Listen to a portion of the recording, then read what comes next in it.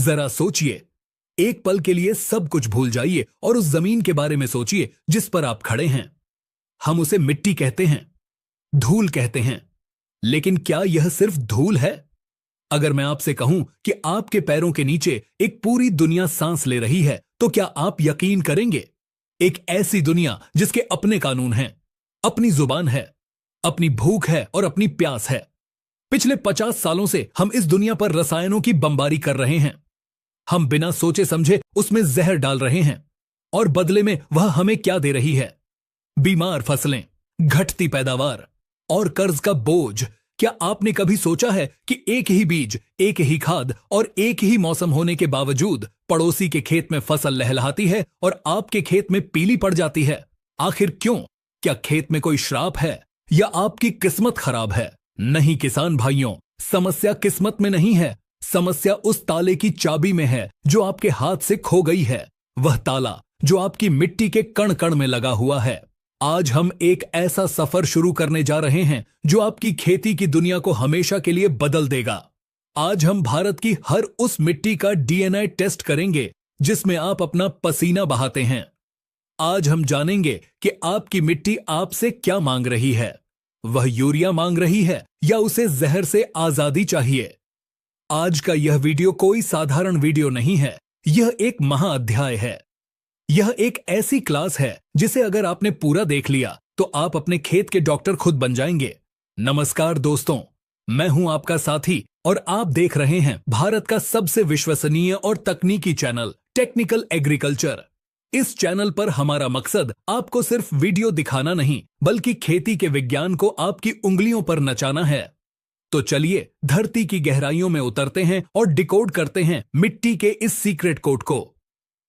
किसान मित्रों, हमारा देश भारत विविधताओं का देश है।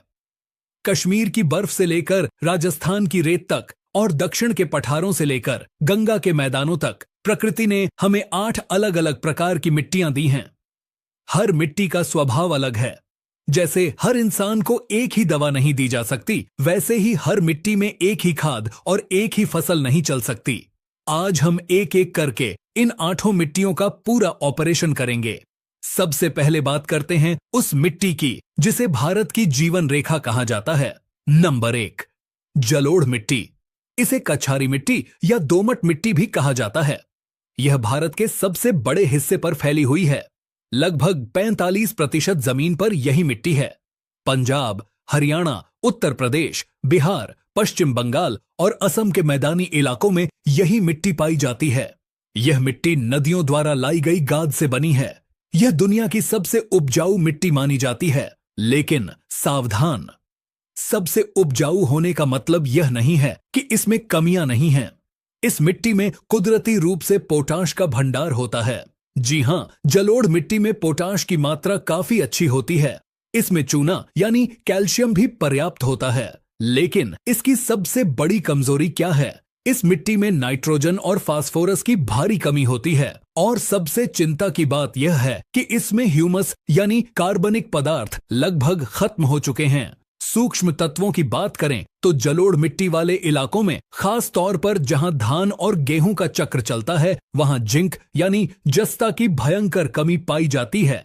अगर आपके धान में खैरा रोग आता है या मक्का के पत्ते सफेद पड़ते हैं, तो समझ जाइए कि आपकी मिट्टी में जिंक खत्म हो चुका है। इसके अलावा अब कई जगहों पर सल्फर और लोहे की कमी भी दिखने लगी है।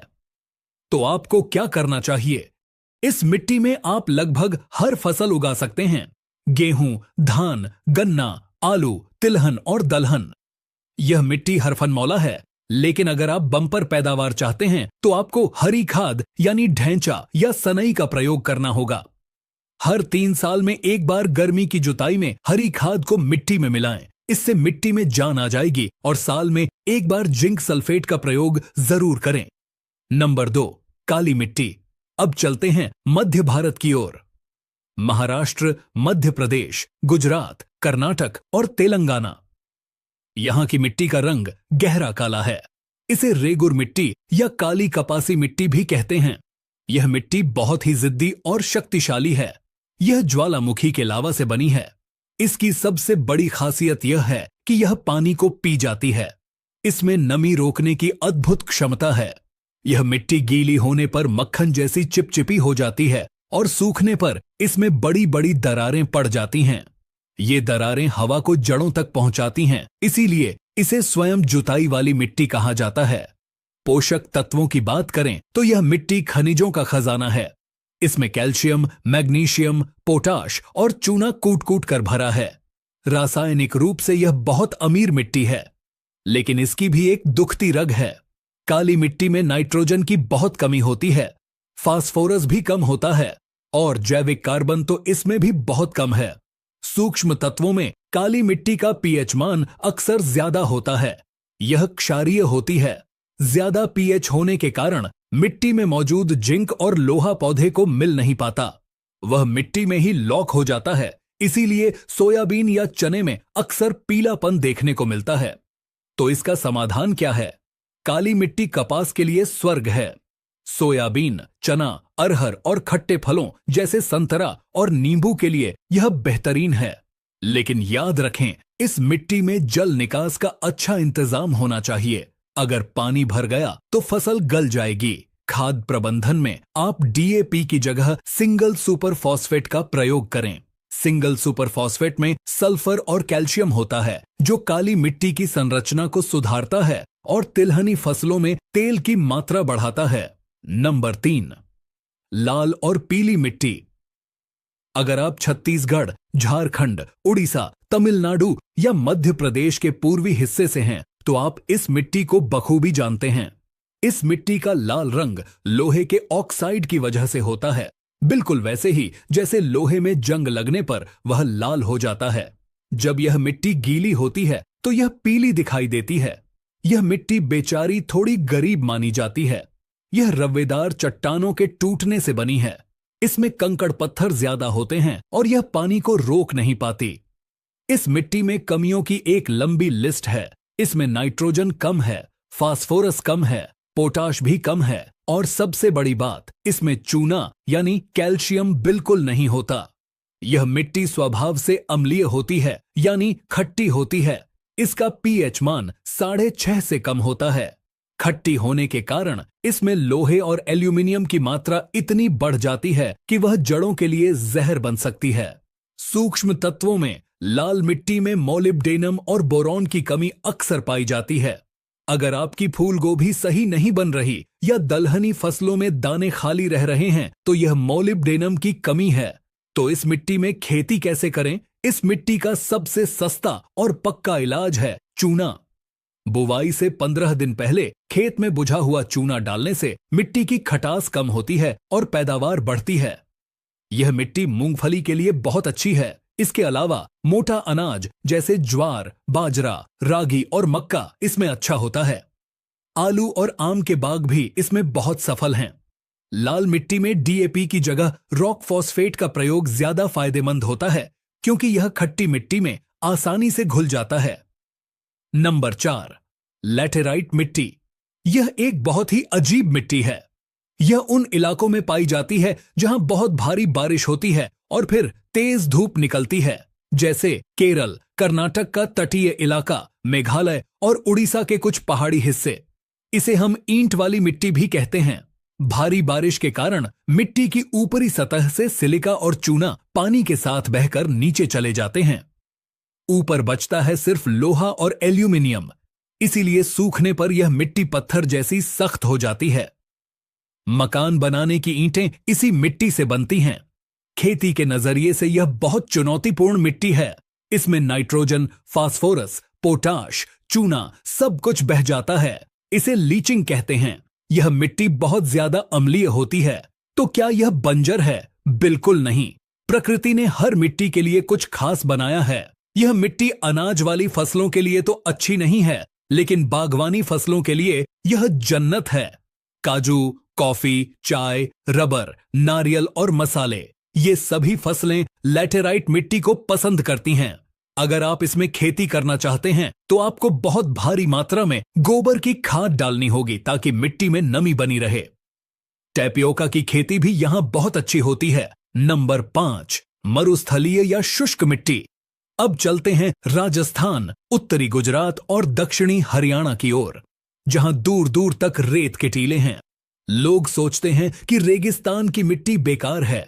यह बहुत बड़ी गलतफहमी है। यह मिट्टी मरी हुई नहीं है, यह सिर्फ प्यासी है, यह सोई हुई है। रेतीली मिट्टी में नमक और फास्फोरस की मात्रा काफी अच्छी होती है। कभी कभी पोटाश भी ठीक ठाक होता है। इसमें सबसे बड़ी कमी पानी और नाइट्रोजन की है। इसमें कार्बन बिल्कुल नहीं है। पानी डालते ही वह नीचे चला जाता है। सूक्ष्म तत्वों की बात करें तो यहाँ का पीएच मान ज्यादा होता है, इसलिए जिंक, कॉपर और मैंगनीज की कमी हो जाती है। लेकिन अगर इस मिट्टी को पानी मिल जाए, जैसे इंदिरा गांधी नहर से गंगानगर में मिला, तो यह मिट्टी सोना उगलती है। यहाँ के लिए सबसे अच्छी फसलें हैं बाजरा, ग्वार, मूंग और मोठ। ये फसलें कम पानी में भी पक जाती हैं। इसके अलावा सरसों, जीरा और इसबगोल की खेती यहाँ शानदार होती है। रेतीली मिट्टी के लिए इजरायली तकनीक यानी ड्रिप इरिगेशन या टपक सिंचाई एक वरदान है। आपको हर हाल में ड्रिप लगानी चाहिए। और खाद के तौर पर यहाँ रासायनिक यूरिया से ज्यादा एजोटोबैक्टर जैसे बायो फर्टिलाइजर काम करते हैं, क्योंकि वे हवा से नाइट्रोजन खींचकर पौधे को देते हैं। नंबर 6, पर्वतीय या वन मिट्टी। यह मिट्टी हिमालय के क्षेत्रों में जम्मू कश्मीर, हिमाचल, उत्तराखंड, सिक्किम और अरुणाचल प्रदेश में पाई जाती है। पहाड़ों की ढलानों पर जंगल बहुत होते हैं। पेड़ों के पत्ते गिरकर सड़ते रहते हैं, इसलिए इस मिट्टी में ह्यूमस या जैविक कार्बन की मात्रा बहुत ज्यादा होती है।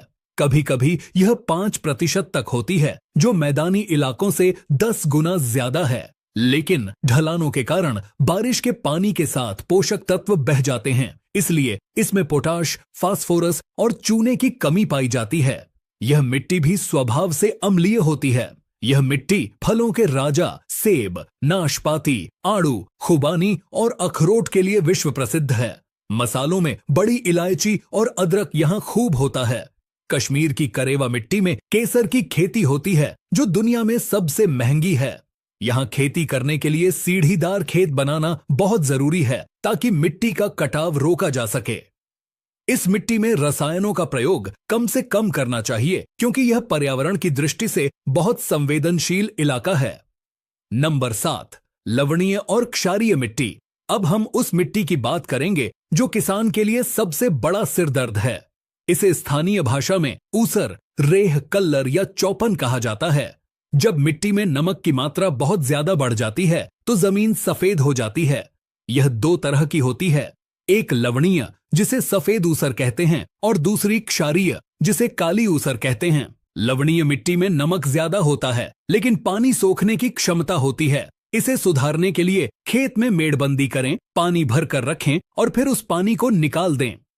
नमक पानी के साथ बह जाएगा, लेकिन क्षारीय मिट्टी यानी काली ऊसर बहुत खतरनाक है। इसमें सोडियम इतना ज्यादा होता है कि मिट्टी के छिद्र बंद हो जाते हैं। पानी घंटों तक खेत में खड़ा रहता है, नीचे नहीं जाता। हवा जड़ों तक नहीं पहुंच पाती। इस मिट्टी में नाइट्रोजन और जिंक की बहुत भारी कमी होती है। इस मिट्टी का एकमात्र पक्का इलाज है जिप्सम। मिट्टी की जांच करवाएं और सही मात्रा में जिप्सम डालें। जिप्सम मिट्टी के कणों को खोल देता है। इसके बाद ढैंचा की हरी खाद लगाएं। ढैंचा का रस मिट्टी के खारेपन को काटता है। फसल के तौर पर इस मिट्टी में आप धान, जौ, बरसी, सरसों और पालक लगा सकते हैं। दाल वाली फसलें जैसे चना और मटर इस मिट्टी में बिल्कुल न लगाएं। नंबर 8, दलदली या पीट मिट्टी। यह मिट्टी उन इलाकों में पाई जाती है जहां जमीन हमेशा पानी में डूबी रहती है, जैसे केरल के कुछ जिले, उड़ीसा और पश्चिम बंगाल के सुंदरवन का इलाका। पानी में डूबे रहने के कारण यहां वनस्पति सड़ती रहती है, लेकिन पूरी तरह नहीं गल पाती। इसलिए इसमें कार्बनिक पदार्थ बहुत ज्यादा होते हैं, कभी कभी 40 से 50% तक। यह मिट्टी भारी होती है, काली होती है और बहुत ज्यादा अम्लीय होती है। यहां खेती करना मुश्किल है, लेकिन जल प्रबंधन करके यहां धान की विशिष्ट किस्में उगाई जाती हैं।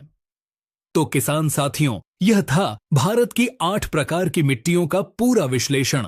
हमने देखा कि जलोढ़ मिट्टी को जिंक चाहिए, काली मिट्टी को सल्फर चाहिए, लाल मिट्टी को चूना चाहिए और रेगिस्तानी मिट्टी को पानी और जैविक खाद चाहिए। खेती कोई जुआ नहीं है, यह शुद्ध विज्ञान है। जिस दिन आप अपनी मिट्टी के स्वभाव को समझ लेंगे, उस दिन से आपकी लागत आधी हो जाएगी और मुनाफा 2 गुना हो जाएगा। लेकिन ठहरिए, यह सफर अभी खत्म नहीं हुआ है। यह तो सिर्फ शुरुआत है। अभी हमने सिर्फ मिट्टी के प्रकार जाने हैं, लेकिन क्या आप जानते हैं कि मिट्टी की जांच रिपोर्ट को खुद कैसे पढ़ा जाता है? लैब की रिपोर्ट में लिखे उन नंबरों का असली मतलब क्या है? क्या आप जानते हैं कि कौन सी खाद को किसके साथ मिलाना जहर बन जाता है? जैसे जिंक और डीएपी को मिलाने की गलती हम क्यों करते हैं? क्या आप जानना चाहते हैं कि अगर आपका खेत बंजर हो चुका है तो उसे 3 साल में दोबारा उपजाऊ कैसे बनाया जा सकता है? और सबसे बड़ी बात, भविष्य की तकनीक हाइड्रोपोनिक्स यानी बिना मिट्टी की खेती और एरोपोनिक्स के बारे में सच्चाई क्या है? यह सब कुछ और इससे भी बहुत गहरी जानकारियां हम लेकर आएंगे इस वीडियो के भाग 2 में। लेकिन भाग 2 हम तभी बनाएंगे जब आप हमें आदेश देंगे। हमें यह जानना है कि क्या आप वास्तव में खेती को लेकर गंभीर हैं? अगर आप चाहते हैं कि हम भाग 2 जल्दी लेकर आएं, तो कमेंट बॉक्स में पार्ट 2 जरूर लिखें। हमें कम से कम 2000 कमेंट्स चाहिए। अगर इतने किसान भाई जागृत हैं, तो हम वादा करते हैं कि अगला वीडियो इससे भी ज्यादा धमाकेदार होगा। नीचे कमेंट बॉक्स में जाइए और लिखिए पार्ट 2। साथ में यह भी लिखिए कि आप भारत के किस राज्य से यह वीडियो देख रहे हैं और वहां की मिट्टी कैसी है। हमें यह जानकर बहुत खुशी होगी कि हमारा परिवार कहां कहां तक फैला है। जाते जाते इस वीडियो को अपने हर उस व्हाट्सएप ग्रुप में शेयर करें जहां किसान जुड़े हैं। आपका एक शेयर किसी किसान भाई की पूरी फसल बर्बाद होने से बचा सकता है। ज्ञान बांटने से बढ़ता है।